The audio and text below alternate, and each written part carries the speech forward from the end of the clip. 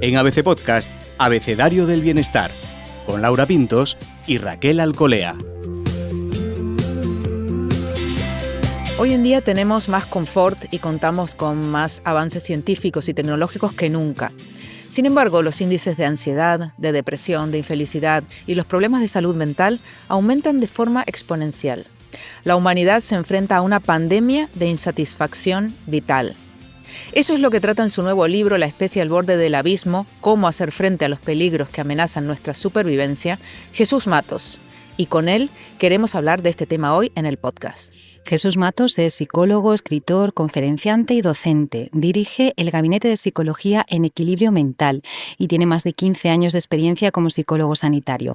Ha sido conferenciante de charlas TED en 8 países y fue nombrado uno de los mejores conferenciantes de 2022 y 2024 por Thinking Heads.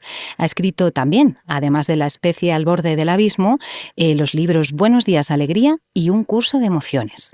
Además, tenemos la suerte de contar con Jesús Matos y con su gabinete que nos echa una mano en muchos de los temas que tratamos en ABC Bienestar. Así que es un gusto darte la bienvenida nuevamente al podcast, Jesús. El gusto es mío, chicas, de estar aquí con vosotras, de verdad. Y nosotros, y además para tratar un tema que le decíamos antes fuera de micro, te has metido ahí, en todo el meollo del tema, ¿no? En el abismo Total, que tenemos. Qué cambio, ¿eh? Buenos días, alegría, a la especie al borde del abismo. A la insatisfacción. ¿Cómo han cambiado las cosas? Uh-huh. Sí, totalmente. ¿Qué ha pasado que has dicho, bueno, me tengo que meter de lleno en este gran tema, ¿no? Un poco en el gran tema que nos afecta realmente como humanidad, ya no solo como individuos. Sí, yo creo que es uno de los temazos, ¿no? Sobre todo de la sociedad occidental. Pues me empecé a meter poco a poco, empecé a bucear, porque es verdad que yo veía pues, que cada vez había más gente con ansiedad, ¿no? Salen estudios que nos dicen que cada vez hay más trastorno, que cada vez hay más insatisfacción, ¿no? Lo vemos en el día a día. Y yo empecé a bucear y empecé a tirar del hilo y claro, enseguida me salí de la psicología, ¿no? Empecé a tener que tirar de psicología de la evolución, de biología, de paleontología. Y yo pensaba, digo, yo no me quiero quedar corto, ¿sabes? No quiero dar el típico mensaje de un minuto y quedar como la respuesta fácil, ¿no? Digo, yo quiero bucear de verdad. Y bueno, pues de ahí nacerá el libro La especie al borde del abismo, que es pues una visión de 8 millones, 7 millones de años atrás. Comenzamos bien. Empezamos fuerte. Empezamos ahí de dónde venimos, ¿no? Por todo ese camino. Cuando nos invitas a recorrer un poco ese camino, ¿por qué veías que era necesario partir desde tan lejos? Porque al final yo creo que somos el producto de la interacción de nuestra biología con el ambiente, ¿no? Y la clave de todo esto, que yo creo que lo entendemos todos, ¿no? Es que nuestro ambiente se ha modificado mucho y obviamente no tiene nada que ver el Madrid en el siglo XXI que la especie en Kenia hace 200.000 años. Es obvio que el ambiente es distinto, pero sí que es cierto que todos hemos asistido a un avance exponencial, ¿no? Hace 15 años no teníamos teléfono móvil, no teníamos smartphone, ¿no? Y la vida era muy distinta. Y de repente el ambiente cada vez se modifica más y yo lo que estoy viendo es que cada vez reaccionamos más emocionalmente a ese ambiente, ¿no? Y bueno, pues por eso dije, vamos al inicio, o sea, es decir, ¿cuál es el ambiente en el que nosotros aparecemos como especie? Para ver qué está ocurriendo. La ecuación es fácil, ¿no? Yo siempre pongo la metáfora de los animales de circo, ¿no? Un animal de circo tiene estrés, un animal de circo está peor alimentado, ¿no? Y cuando nos vamos a ver qué necesita un tigre, pues nos tenemos que ir al hábitat de los tigres, ¿no? Para intentar emularlo, ¿no? En lugar de cautiverio del tigre para que esté sano. Entonces un poco la metáfora que yo tenía en la cabeza para decir, vale, vámonos a hace 200.000 años ahí a la sabana africana a ver qué pasa, ¿no? Para entender al ser humano qué necesita y qué le está pasando ahora. Porque el título así ya es alarmante, ¿no? Hablar de abismo, de que la especie está... ¿Tú lo ves así de grave como humanidad? Yo lo veo, yo soy muy optimista, ¿eh? Pero soy muy optimista, pero creo que tenemos unos retos importantes que creo que no estamos mirando. Y creo que si no somos conscientes o no participamos como especie, ¿no? De hacia dónde queremos ir, pues al final vendrá impuesto, ¿no? Y a lo mejor dentro de 50 años decimos, ay, si nos hubiésemos dado cuenta de esto, si hubiésemos pensado en esto, ¿no? Entonces, pues yo tenía como la necesidad de soltarlo fuera, de yo lo he avisado, ahí se queda, ¿sabes? Uh-huh. Además dices que en tu libro hablabas de que vivimos en una sociedad con cada vez más problemas de salud mental y lo decía Laura en la introducción, o sea, parecía que podíamos tenerlo todo, pero no, estamos insatisfechos.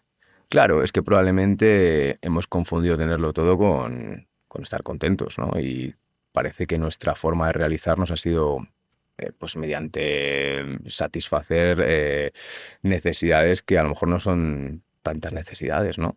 Entonces, Ujú. bueno, ahí está la pregunta. ¿Qué necesitamos de verdad y en qué estamos invirtiendo nuestros recursos para ver si de verdad necesitamos eso o no? Porque entendemos que esto lo ves también en la consulta, ¿no? Que hay problemas reales, pero ¿qué nos pasa ahora? Porque esos problemas existieron siempre. Hmm. ¿Lidiamos peor con ellos o cómo lo ves? Yo creo que llevamos un estilo de vida muy ansiógeno, ¿no?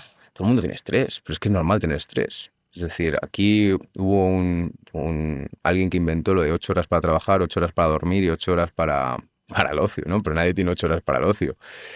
Los cazadores-recolectores del Kalahari, los busquimanos, dedican 3 horas al día a encontrar todos los recursos necesarios para satisfacer sus necesidades. 3 horas al día. Nosotros dedicamos 8 a trabajar y luego las que vamos al supermercado, a yoga, pilates, a todo esto. Es decir, tenemos un montón de demandas, no solamente laborales, sino sociales. Es decir, ya no vale con tener un buen trabajo. Tienes que tener un buen trabajo, tienes que ser el mejor padre, la mejor madre de tus hijos, tienes que además tener un cuerpo 10 y además tienes que por las noches ir con tu grupo de amigos y hacerte una foto para Instagram, ¿no? Son Ujú. muchísimas demandas. Y en esa línea de las demandas, ¿invitas a hacer alguna renuncia, a poner foco, porque claro, realmente ninguno quiere como dejar de cosas, ¿no? No quiero dejar de hacer ejercicio, no quiero dejar de trabajar, o no puedo, y ese tipo de cosas. Entonces, ¿cómo lo abordamos? Claro, es que es complicado, ¿no? Porque al final yo creo que se está poniendo mucho el foco en la individualidad de la persona, ¿no? De lo que tú tienes que hacer. Bueno, ya, lo que lo que yo puedo hacer, pero también es verdad que estoy metido en un sistema aquí que es que me empuja casi a esto, ¿no? Parece que necesito estar estresado para poder llegar. Por supuesto, tendremos que renunciar a ciertas cosas y entender que no podemos llegar a todo y seguramente todo esto tenga que ver con la gestión emocional, que hablamos la otra vez, ¿no? De gestión emocional. Y por supuesto, pues cada uno deberá decidir qué es importante para cada uno y entender que tendrá que dejar ciertas cosas encima de la mesa sin satisfacer, ¿no? Pero claro, yo también lo que quería con este libro es invitar a la reflexión colectiva, de decir, oye, que es que a lo mejor no es culpa mía de forma individual, sino que es que estoy metido aquí en una historia que nadie me ha preguntado, ¿no? Que volvíamos antes, ¿no? Ujú. Dentro de 50 años a lo mejor estamos pensando, ¿quién nos ha preguntado por esto? ¿No? Y en ese análisis que haces de la sociedad que tenemos, ¿no? ¿Cuáles dirías que son los problemas más gordos? Has hablado de la exigencia, ¿no? Ujú. De exigirte tanto a tantos niveles. Ese sería uno. ¿Qué otras cosas dices? Bueno, pues aquí tenemos otro problemón. Bueno, pues fíjate, la exigencia, ¿no? El autocontrol. Que todos necesitamos autocontrol para, pues, comer verdura en vez de chocolate, para salir a correr o para, yo qué sé, decidir, en vez de tomarme el batido de chocolate, pues tomarme una agua tónica. No lo sé. Pero ese autocontrol tiene un límite. Y son el sistema mesocortical, ¿no? De la dopamina, que se llama, para ponerle nombre. Ujú. Entonces, ¿qué pasa? Que eso se agota. Si todo el día estamos con exigencias, al final cuando llegamos a casa llegamos sin ese sistema operativo. Os cuento un estudio muy tonto que lo ilustra muy bien. Un estudio con jueces israelíes que se dedicaban a evaluar peticiones de libertad condicional. Entonces lo que veían es que al principio de la mañana daban más o menos un 65% a favor de la libertad condicional. Y conforme se acercaba la hora del desayuno, bajaban hasta el 0% porque bajaba la glucosa. Es decir, esto es absolutamente inconsciente. Y uno es como, ay, es que hoy me apetece una pizza. No es que te apetece una pizza, es que ya no tienes control mental para poder comer sano porque te lo has gastado en el trabajo. Eso por un lado. El otro sistema, la dopamina, es el sistema del deseo, que es el sistema mesolímbico, por ponerle nombre también. ¿Qué pasa? Que este es el cortoplacismo. Esto es lo que habla todo el mundo del clic, ¿no? De la red social, del me gusta, del mensaje instantáneo. Entonces, cuando uno tiene sobreestimulado el sistema del deseo, necesita mucho sistema del control para no caer en ese deseo. ¿Qué pasa? Que en la sociedad actual está sobreestimulado el sistema del deseo, es decir, todo llega cada vez antes, cada vez tenemos más películas disponibles en nuestra plataforma favorita, cada vez tenemos más información, todo ya, todo ya. ¿Y qué pasa? Que no fomentamos nada el pararnos y el desarrollar ese sistema de autocontrol, que también se puede entrenar, pero claro, estamos en una sociedad que no lo entrena. Ay, pero es, bueno, un poco esperanzador Sí, que se claro. pueda entrenar, Sí, sí. porque claro, según estabas diciendo cosas, yo digo, pues somos adictos a la dopamina, porque claro, Mm, ese premio que yo, por ejemplo, por las noches, jo, es que no he parado de currar, pues me tomo chocolate claro, como si no hubiese un mañana, o sea, es puro, está 85%, bien, pero caigo. pero caigo, sí, sí. Sí, es que la dopamina al final no es que seamos adictos a la dopamina, es que la dopamina es el mecanismo que tiene la naturaleza para decirnos sigue por ahí. Entonces, ¿qué pasa? Que antes me pegaba el chute de dopamina cuando caminaba 25 kilómetros detrás de un antílope hasta que caía rendido el antílope. Entonces, me exigía un esfuerzo para después la recompensa. ¿Qué pasa? Que ahora cada vez hay menos esfuerzo. Es decir, yo estoy a un clic de casi cualquier cosa. Entonces, claro, probablemente ese refuerzo constante de dopamina, por así decir, vacía, pues tiene mucho que ver seguramente con la insatisfacción Ujú. constante. Ataquemos a esa insatisfacción de la que hablas y Vamos. explicas también en el libro. Entendemos que la sentimos por todo esto que estás contando, ¿no? ¿Cuáles serían esas señales de, mira, porque a veces nos quedamos en algunos problemas, pero de fondo puede estar esta insatisfacción vital? Sí, yo creo que es que todo el rato estamos comparándonos, ¿no? Y los psicólogos, tú te metes en Instagram y es muy fácil no hay que compararse. Ya, pero es que la comparación es absolutamente humana, ¿no? Hay algún estudio en el que, bueno, modifican como una jerarquía social, ¿no? Jugando a un videojuego y lo que notan es que cuando uno no sabe en qué posición estás, se ilumina la amígdala, ¿no? El miedo, es decir, es muy perturbador no saber dónde estás. Entonces, la comparación social es que es necesaria, ¿no? Es muy humana y digamos, en los animales que están en grupo y que establecen jerarquía, siempre hay comparación. ¿Qué pasa? Que antes vivíamos en tribus o en comunidades de 50 personas, ¿no? Entonces uno sabía cuál era la forma de subir la jerarquía social, ¿no? Pues oye, voy a ser el que más caza, el que más recolecta o el que mejor baila por las noches o el que mejores historias cuenta en el fuego. Pero claro, ahora estamos en una tribu de 8.000 millones de personas en la que tenemos acceso a todo. Entonces lo pongo en el libro, ¿no? Pero tú por las noches te pones a practicar piano y estás ahí 2 horas al día y llegas a tocar el piano y de repente te metes en internet y hay un niño de 4 años que con la mano izquierda pues te da pa'l pelo, ¿no? Entonces dices, nunca voy a llegar a ser como ese niño. Entonces, por todos los lados tenemos ese elemento, sí, ese elemento de comparación que siempre van a estar por delante nuestro. Y además, somos especialmente injustos. No nos comparamos normalmente con el que está por debajo. Nos comparamos en el amor, el que le va mejor en el amor que yo. En el trabajo, el que gana más que yo. En el ocio, fíjate este que está un martes por la mañana desayunando aguacate no sé dónde. No, entonces, claro, el producto emocional de todo eso es pues insatisfacción por todos lados. Además, Es que es así, ¿no? es que sí, pero es verdad, y no podíamos, claro, la idea sería lo que comentabas antes de entrenar. ¿Cómo podríamos entrenar? Porque de esto que estabas hablando a mí se me ocurría, oye, y no podíamos verlo como una inspiración en vez de como algo de intentar superar al otro, ¿no? Ah, mira qué bien hace esto, jo, pues qué valor, ¿no? Pero no es humano eso. Sí, sí es humano, ¿no? Lo que pasa es que la determinación, ¿no? Que es esa capacidad de darte contra la pared hasta que la tiras abajo, es muy genética también. Entonces, pues hay personas que tienen más predisposición a, oye, pues permanecer digamos, la adversidad y nadar contra la corriente, y hay personas que no, que se dejan mucho más llevar por esa dopamina cortoplacista, ¿no? Ujú, Es decir, pues yo qué sé, todos conocemos gente que fuma, ¿no? Es ujú. decir, ¿qué pasa? Que hay determinados genes que nos predisponen a ser fumadores. Y lo que ocurre es que hay gente que cuando entra en contacto con el tabaco le cuesta muchísimo dejarlo y necesita muchísimo autocontrol para conseguir dejarlo. Y hay gente pues, que a lo mejor se puede fumar un cigarrito cuando está en sociedad, ¿no? Social y no vuelve a tener ganas en toda la semana, pero es muy genético esto. Entonces, ¿es entrenable? Hay algunos estudios, ¿no? Que dicen que sí. Y, por ejemplo, funciona bien para chicos o chavales, chavalas con TDAH, que tiene que ver con esto, ¿no?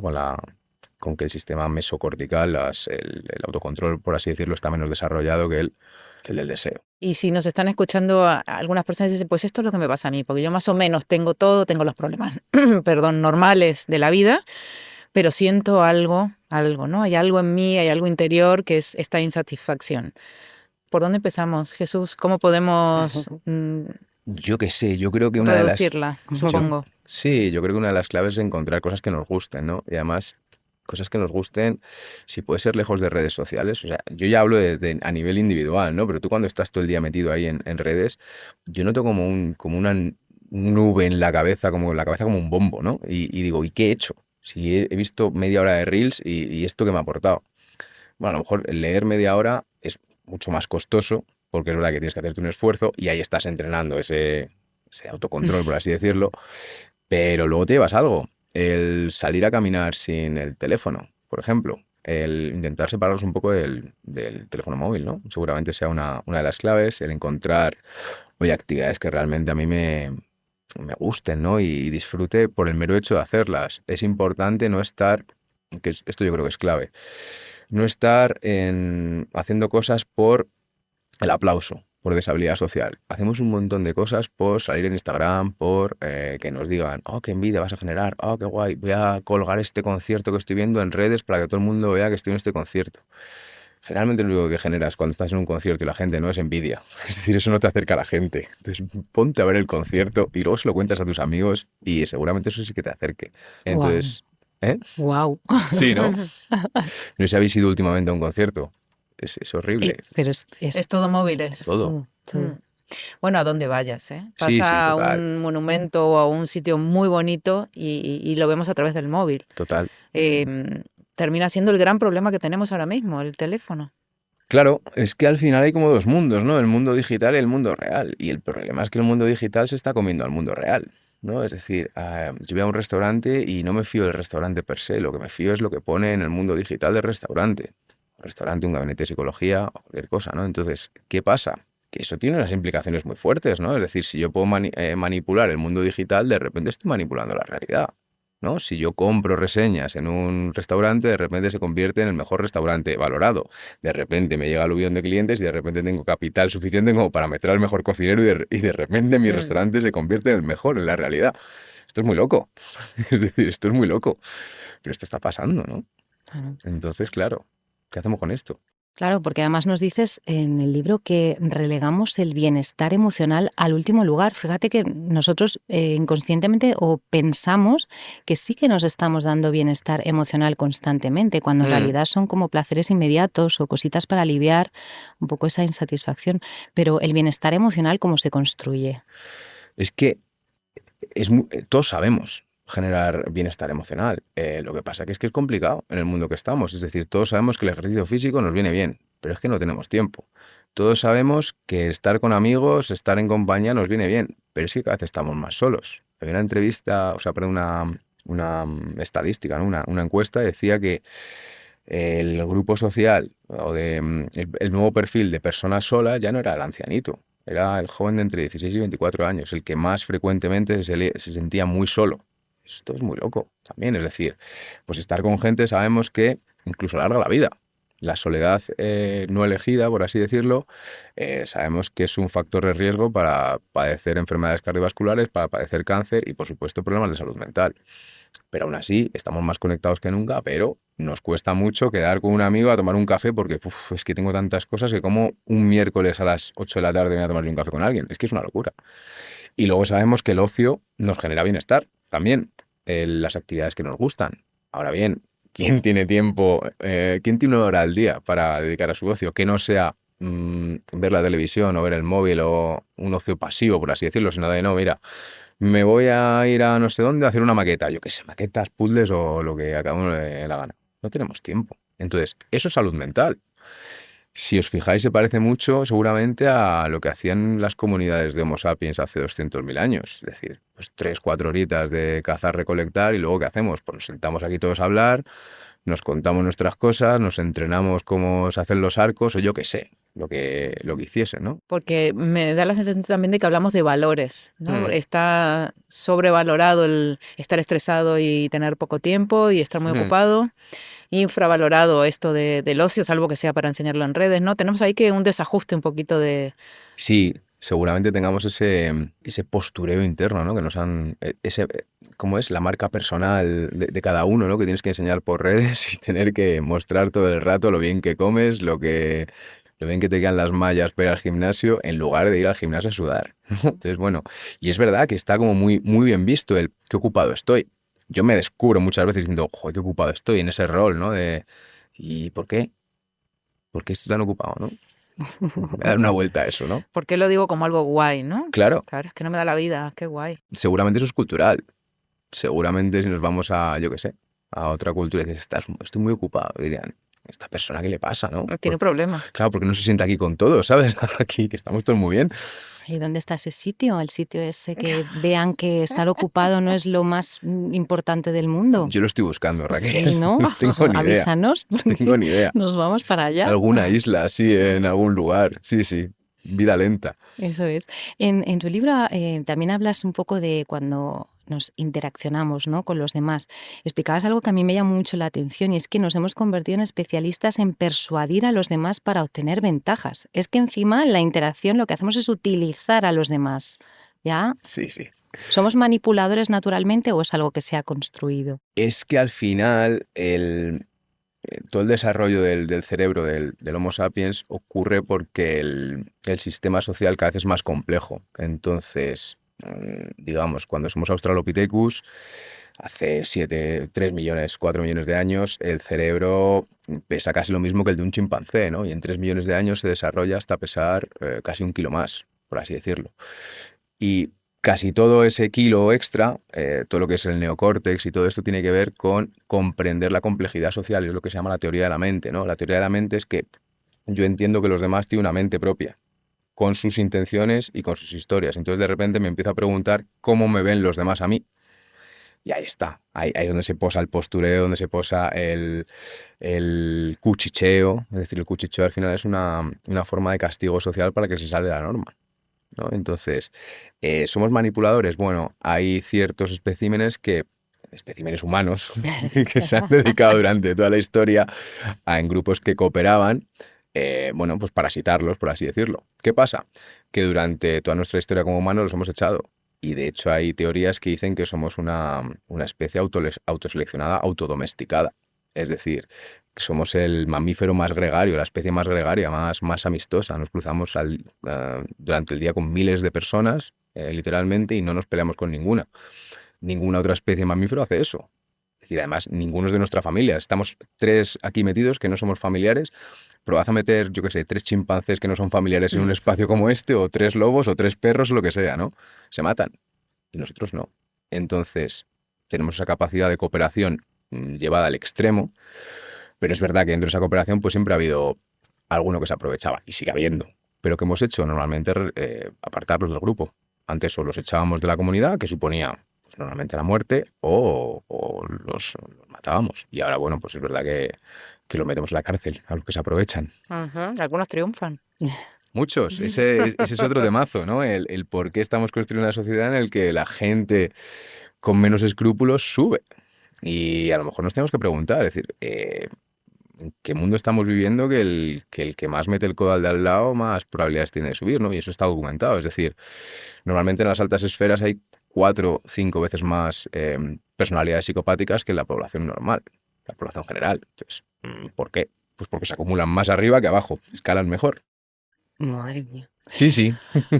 Me invitas a conectar con la naturaleza. Antes nos has desvelado que hay un lugar en la naturaleza en el que escribes, que no vamos sí. a decir, no se vaya a masificar. No, por favor. Y entonces es cierto que hablas de ese poder de reconectar con la naturaleza porque nos hemos desconectado de nosotros, de la naturaleza, y estamos más conectados que nunca, pero a otras cosas, ¿no?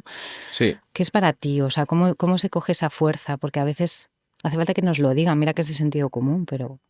Es que en la naturaleza los problemas son de Homo sapiens, de aquí a ahora, ¿no? Son problemas de hace 200.000 años. Os cuento una anécdota de esta mañana que no os lo quiero contar para contároslo aquí en directo, pero os he contado que me iba a correr, ¿no?, por la montaña. Pues esta mañana he pisado una serpiente. Bueno. Claro, entonces mi reacción ha sido, justo antes de ir no la llevo a pisar, pero he pisado al lado. Y justo cuando iba a poner el pie, yo ya estaba procesando en el cerebro de es una serpiente, no es un palo. Y lo he puesto al lado y claro, luego me he girado y se estaba yendo, no me ha mordido ni nada. Pero claro, ya de repente toda mi conexión mientras iba corriendo es palo, serpiente, iba pensando todo el rato en esto, ¿no? Y era un miedo de aquí a ahora. No era un miedo de, ay, luego cuando llegue al podcast de ABC, ¿qué me van a preguntar? Claro. No, era un No miedo había estrés por lo que había que hacer en el día, No, era en el presente rabioso. era momento de alarma. Y eso al final es muy muy humano. Muy saludable. Sí, Encontrarse la serpiente. sí. ¿Qué pasa? Que nuestros problemas ahora no son de ese tipo. Es decir, tengo que hacer la declaración de la renta. Claro, es un problema muy de siglo XXI, ¿no? Muy de no resuelvo aquí ahora, sino tengo que preparar mis emociones para un problema que surgirá, pues yo que sé, dentro de 3 meses, 4 meses o cuando surja. Y bueno, pues eso al final somos herederos en el momento que nos asentamos, empezamos con la ganadería, con la agricultura. En ese momento ya el problema no era aquí ahora, era, vale, planto trigo y tengo que esperar X tiempo, esperar a que llueva, esperar a que no me lo roben, etcétera, etcétera. El problema deja de ser de aquí ahora, es de dentro de unos meses. Y ahí normalmente es cuando entran las preocupaciones, ¿no? El qué va a pasar mañana, cuestiones por las que no tengo control, etcétera, etcétera. Fíjate que nosotros hablamos, generalmente estamos todos sumergidos en una misión un poco individual, Sí.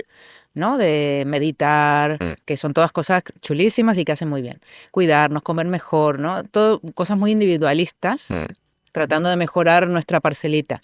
Y tú en el libro realmente estás haciendo una llamada a nosotros como sociedad, Claro, como cultura y como humanidad. total. ¿Hemos olvidado, crees, un poco esa parte de la misión que tenemos en la vida? No sé si De hemos ser parte de algo o Sí, de... seguramente, porque antes volvemos a las primeras comunidades, ¿no? Uno estaba alineado completamente con su comunidad, es decir, ¿mi propósito cuál era? Es servir a mi comunidad porque es la que me sirve a mí. ¿Qué pasa? Que ahora hay muchísimas microcomunidades, por así decirlo, ¿no? Es decir, cada uno tiene su microcomunidad de no sé quién que siga, no sé quién en Instagram, de la serie que veo. Yo me he dado cuenta que con mis amigos antes, yo hablaba de la serie, estábamos todos viendo la misma serie. Ahora cada uno ve una serie. Y cada uno te recomienda una serie y de repente no compartimos ese espacio ya, porque es que ni siquiera personas que son pareja ven la misma serie. Estamos microfragmentados, Total. ¿no? Total. Entonces, claro, tenemos menos elementos de conexión. No sé qué me habías preguntado, que si habíamos perdido el sentido, ¿no? De la naturaleza. Si no sé si lo hemos perdido, es que es un nuevo desafío. Realmente es Reconectar. que estamos en un medio nuevo. Es decir, nunca hemos estado tan conectados con tantas posibilidades, pero claro, nuestro cerebro es el mismo que hace 200.000 años, o muy parecido. Entonces, no sabemos si le viene bien o no. Es como, de repente aparece pues un elemento nuevo que es, yo qué sé, los procesados. Y nunca hemos tenido contacto con los procesados, con los alimentos procesados. Y de repente vemos que están muy ricos, pero nos vienen mal. Es lo mismo. Entonces, al final, ¿qué hace uno? Consumir procesados porque está muy bueno. Pero sabe que a largo plazo le viene mal, pero es que el corto plazo, entonces es lo mismo que un reel de Instagram. Lo que pasa que a nivel de salud mental. Yo creo que conforme avance la investigación, etcétera, etcétera, estamos viendo que hay variables macrosociales que influyen muchísimo en la salud mental, ¿no? La desigualdad, por ejemplo, es brutal. Cuando tú ves los datos de gente con un estatus, un poder adquisitivo alto versus bajo, me parece que, creo que es un informe del Ministerio de Sanidad, creo que era 12 veces más prevalente, más probable padecer psicosis en un barrio pobre que en un barrio rico, que es muy loco. Creo que era 12 veces o 9, no me acuerdo. Bueno, estaban los trastornos de personalidad también. Entonces, al final, creemos que la esquizofrenia, que la psicosis es algo como muy genético, que es verdad, es un componente genético, pero hay determinados ambientes que activan esos genes. Entonces, claro, cuando nos damos cuenta que la desigualdad genera problemas de salud mental, dices, ostras, es que no es justo, ¿no? Decirle a alguien que medite cuando, vale, sí, meditar está muy bien y es un factor de prevención, pero también hay otros factores de prevención que no dependen de nosotros. Entonces, por ahí va el libro, ¿no? El quitar ese puntito individualista, que ya he escrito 2 libros, ¿no? Sobre más qué hacer tú, ¿no? Para estar mejor. Y este era un libro más de, bueno, vamos a sentarnos todo y pensar. Nos sentamos aquí todos y pensamos a dónde queremos ir y qué queremos.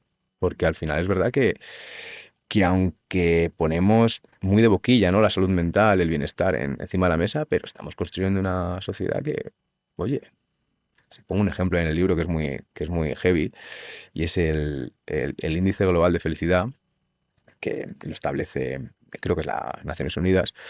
El segundo país es Dinamarca, ¿no? Y en Dinamarca salió un estudio el año pasado que decía que el 80% de las personas, es decir, es un estudio que toma en cuenta los datos médicos objetivos de sanidad. Entonces, que el 80% de las personas han pasado por el psiquiatra o han recibido medicación o han pasado por el médico o por el psicólogo, y el 80% han tenido algún problema de salud mental durante su vida. 80% es una salvajada. Es una salvajada del segundo país, supuestamente, con las mejores condiciones para ser feliz. Entonces, parar y vamos a pensar, o sea, es decir, ¿a dónde vamos? ¿No? Un mensaje así para las nuevas generaciones. Fíjate que hablando con gente como más joven, más joven, Sí. Observamos como una tendencia más ecológica, más de protección del medio ambiente, más de tal. No sé cómo lo valoras, si hay una posibilidad de esperanzadora, ¿no? Si esos mensajes pueden ir, por contra también están hiperconectados, pero tal vez algo más sensibles a eso. Seguramente. Es decir, esto de los jóvenes no tienen ni idea, yo creo que nos ha pasado a todos y siempre nos lo han dicho, ¿no? Cuando éramos jóvenes. Entonces, yo no quiero caer en eso, ¿no? Es decir, por supuesto que los jóvenes tienen unas capacidades bestiales, tienen unas inquietudes que seguramente estén mucho más adecuados y están más conectados con lo que ocurre que yo, que estoy más desconectado. Seguramente también tengan unos problemas que ellos no vean, ¿no? Como los que estoy diciendo yo ahora mismo, pues seguramente no sean conscientes, ¿no? de los problemas de hiperconexión. Aunque hay algún estudio que dice, oye, cuando paramos, de repente se abre una vida nueva y de repente conozco a mis padres, que no sabe quiénes eran, ¿no? Que se sientan ahí al lado, pero... Y bueno, pues eso es fundamental, ¿no? Yo creo que esto tiene que ver con redefinir o ver realmente lo que es ser humano, ¿no? Que de eso va el libro, ¿no? Y que es complicado, o sea, no es nada fácil. Que no es fácil y que estamos en un todo, ¿no? Del que somos parte y cómo queremos que sea, cómo queremos vivir. Es que es eso, o sea, tenemos una sociedad global y tenemos que aceptarlo. Es decir, que hay una guerra Ucrania-Rusia, de repente nos repercute a nosotros porque suben los precios, porque afecta a nuestra calidad de vida, ¿no? Entonces, cualquier cosa al otro lado del mundo nos está afectando. Entonces, tenemos que tenerlo en cuenta para ver hacia dónde vamos y realmente, si tú hablas con la gente, casi todo el mundo quiere lo mismo. Es decir, nos enfrentamos por cuestiones que son detalles. Fíjate que vamos a pasar al resumen y tal, pero me ha hecho pensar en la pandemia, porque ahí sí que en la pandemia vislumbramos un poco ser parte de un todo, ¿no? Ahí nos sentimos más conectados que nunca, parte de algo más grande que el día a día y que este estrés y que estas cosas menores. Pero Jesús, tenemos la sensación, no sé qué ves en el gabinete y demás, de que se nos pasó el aprendizaje, que no ha quedado. Total. O sea, el ser humano tiene una capacidad de adaptación bestial, ¿no? Y vas al día a día, el ser humano y cualquier animal. La pandemia era mucho más obvio porque teníamos un enemigo común, todos, y de otra especie. Entonces es mucho más fácil cabrearse con él, ¿no? Era más fácil. Claro. Y fue una oportunidad muy, muy potente y yo creo que sirvió para muchas cosas, ¿no? Y vimos ejemplos de solidaridad y de colaboración bestiales que seguramente sin esas condiciones no se hubiesen dado, ¿no? Entonces, bueno, pues es que a lo mejor sí que es posible ejercer una colaboración, ser más solidarios, etcétera, etcétera, ¿no? Con los unos con los otros. También, por supuesto, sacó lo peor de nosotros en muchas ocasiones, que también esto no fue... hay que tenerlo en cuenta. Pero bueno, yo siempre soy optimista. Con ese optimismo nos quedamos y bueno, Raquel ha tomado notas, pero es una reflexión profunda la que nos invita a hacer desde Jesús. Luego. Sí, porque partimos precisamente desde ese arranque que dijimos de la insatisfacción, porque claro, nos cuentas que cada vez hay más ansiedad, ¿no? Que somos el producto de la interacción de la biología con nuestro ambiente y como el ambiente está cambiando constantemente, pues probablemente necesitamos esas permanentes adaptaciones que son las que nos hacen sentirnos insatisfechos. Ese animal de circo, a mí esa imagen se me ha quedado grabado, estamos domesticados y tenemos muchos retos, por eso nos das este aviso en tu libro. Nos pasamos la vida intentando satisfacer necesidades que realmente no necesitamos, por eso tenemos un estilo de vida ansiógeno. Es normal vivir con estrés, tenemos demasiadas demandas vitales, ¿no? Y cuando ponemos el foco en la individualidad, a lo que nos invitas es a hacer una reflexión colectiva. Esto lo has dicho a lo largo de todo el episodio, ¿no? Que no es una cosa de que tengamos que hacer cada uno. ¿Por qué nos ha pasado esto de la insatisfacción? Porque ese autocontrol necesario, ¿no? Para vivir en calma se agota, llegamos cansados y tenemos ganas de placer inmediato, dopamina a saco, no tenemos control mental. Así que necesitamos ese sistema de control, pararnos, entrenar de alguna manera esa capacidad. Todo el rato nos estamos comparando, eso nos genera también muchísima ansiedad, que vale, que la comparación social es humana, necesaria, pero que no seamos tan injustos, siempre nos comparamos para mal, ¿no? ¿Por dónde empezamos a entrenar? Bueno, pues de momento menos redes sociales, ¿no? Leer media hora, salir a caminar, actividades que disfrutemos, que no necesariamente hagamos por el aplauso y olvidemos un poquito el móvil, porque nos has alertado de que el mundo digital se está comiendo al mundo real. Todos sabemos generar bienestar emocional, ejercicio, amigos, familia. La soledad no elegida es el germen de muchísimas enfermedades. Así que seamos más conscientes de que estamos cada vez más conectados y también más solos. En definitiva, esta reflexión se queda en el aire. Invitamos a todos los que nos están escuchando a que la hagan, y más naturaleza, menos conexión. Muchísimas gracias, Jesús. Muchísimas gracias a vosotras. De Y verdad, hasta un la placer. próxima, bienestarios. Puedes escuchar todos los episodios del Abecedario del Bienestar en abc.es, iVoox, Wanda, Spotify, Apple Podcast y Google Podcast. Y no te olvides de seguirnos en las redes sociales. ABC-Bienestar.